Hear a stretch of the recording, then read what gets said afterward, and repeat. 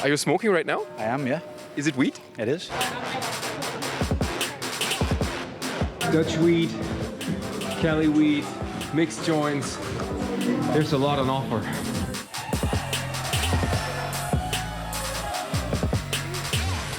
Welcome to the beautiful city of Amsterdam. Some things have changed here. No more smoking weed on the streets in the red light district. There are plans to push the prostitutes to the outskirts. Amsterdam wants to pimp its image, and by doing so, ban all the things so many tourists come here for? Well, let's find out. Amsterdam suffers from mass tourism.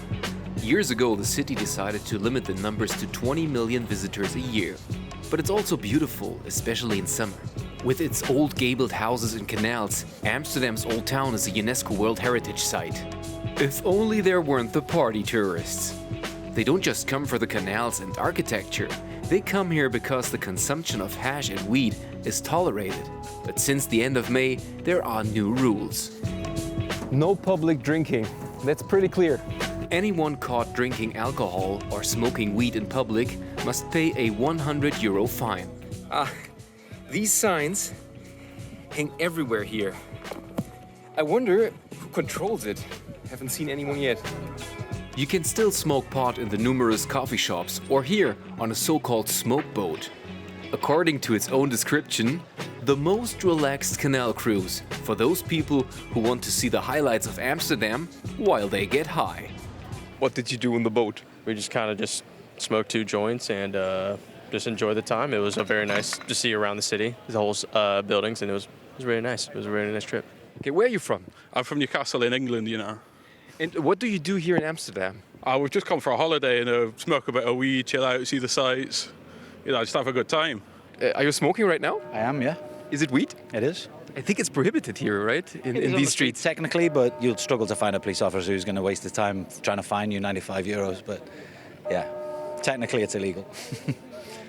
All right, then enjoy the day. Thank you very much. Have you heard about the new rules? There are, posters everywhere, you know. No smoking weed in the streets here in the red light district. What do you think about that? You can look at it from 2 sides at the end of the day. I mean, if you try and shut it all down, think of the revenue and all that kind of stuff, you'll lose the tourism. There'll be a lot of money lost, won't there?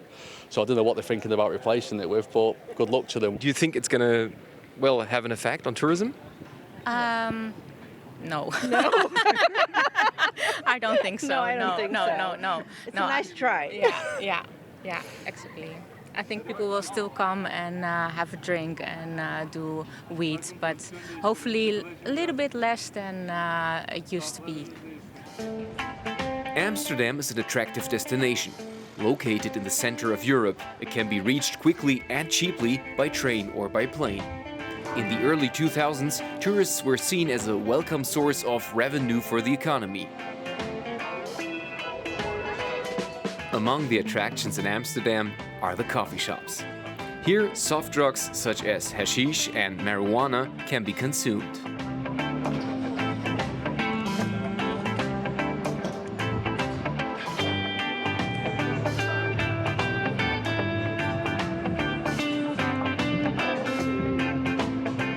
Dutch weed, Cali weed, mixed joints.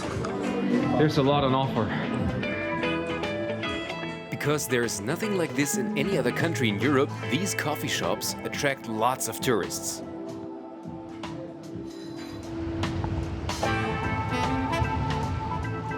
On the outskirts of downtown, not far from the port, I meet Gerte Oedel. She's the head of Amsterdam's tourism marketing company. What do you think of the restrictions in the city center? So no more smoking pot in the streets of the red light district. What do you think of that? I think it's a really good rule because we have a lot of visitors in Amsterdam and we love visitors in Amsterdam. And we have some huge challenges in the old city center because there are groups that cause too many nuisance. For residents, it's really uncomfortable to live in the area on certain times. And I think government is doing a good task by putting on new measurements and trying to see how you can manage these groups to make sure that we will always welcome visitors, but make sure that it doesn't harm the livability of our residents. But isn't there a risk of of Amsterdam losing the image of being a city of liberty and freedom because of restrictions? No, we believe that we are already for a long, long time a city of liberty and free spirit. But that doesn't mean that you should not give respect to a destination or its residents. So they have to behave like everywhere else. Yes, that's like, I think in every country, in every city you visit, you have to respect the local culture. And that's maybe what we lost a bit the last 10 years or 15 years, I'm not sure. That in the consumption society, there is a sort of behavior that says, I paid for it, so I decide myself how I behave.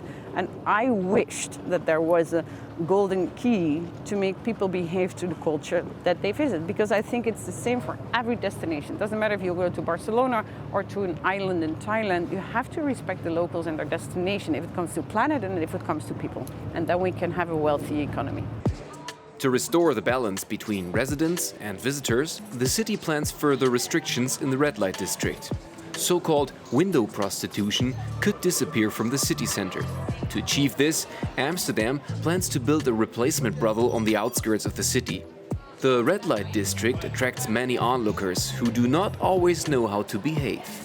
Since the beginning of the year, bars and brothels have had to close 2 hours earlier, but the party tourists remain a major nuisance for local residents.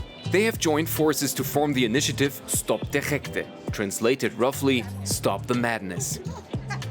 Ilse Epping is one of these residents who are fighting against the excesses of mass tourism.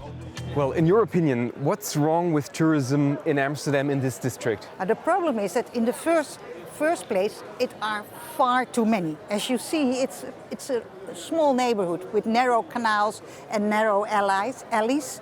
And it's some evenings it's so packed that you can't even walk. That residents, because there are residents here, can't even reach their front door.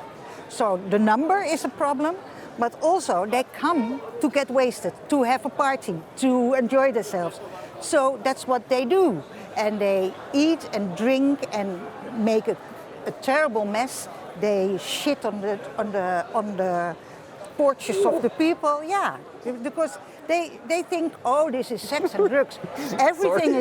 Everything is allowed here. So they do everything they can't do at home. What's got to change, in your opinion? We think the two most important magnets should stop. So the ladies in the windows should go inside. So no zoo anymore with half-naked women. There's nothing to see anymore. If you want to visit a lady, you have to go inside. Second, there is a law in Holland that the coffee shops may only sell wheat to Dutch residents. Amsterdam made an exception. They can introduce that tomorrow. They can say tomorrow they can say, we do what the law says. There's only residents who may go into the coffee shops. We think then you can change the image of sex and drugs. That's the thing. But we offer sex and drugs, and then you get these tourists. Stop it, stop both, and then there's a chance for this neighborhood again. The conflict between residents and party tourists in Amsterdam will continue. When you visit, remember, no alcohol or joints on the street. Otherwise, it can get expensive. I think it's unfair to say that Amsterdam is banning fun. Like many other cities, it's fighting against the excesses of party tourism. So if tourists don't just want to drink, smoke pot and make noise, then Amsterdam is still an attractive city and worth a visit.